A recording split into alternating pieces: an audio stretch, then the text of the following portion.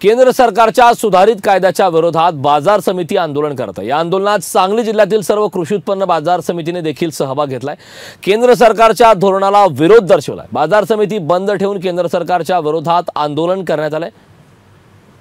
तर केंद्र सरकारच्या अध्यादेशाची यावेळी होळी करण्यात आली। सांगलीमधली ही दृश्य आहेत, आपण पाहतो लोकशाही मराठीवरती।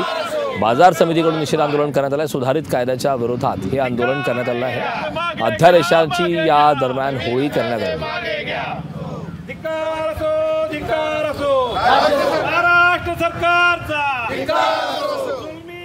सर्व बाजार समिती बंद ठेवून आज कलेक्टर ऑफिसला प्रत्येक बाजार समितीचा प्रतिनिधी घेऊन आम्ही आता मोर्चा नेणार आहे।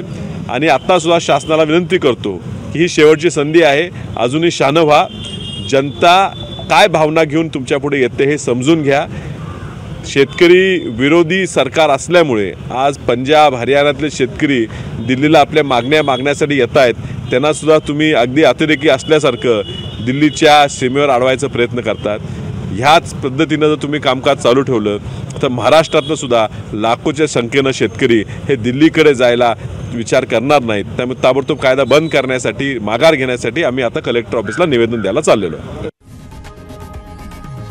लोकशाही मराठी ऐका, पहा, जागरूक रहा।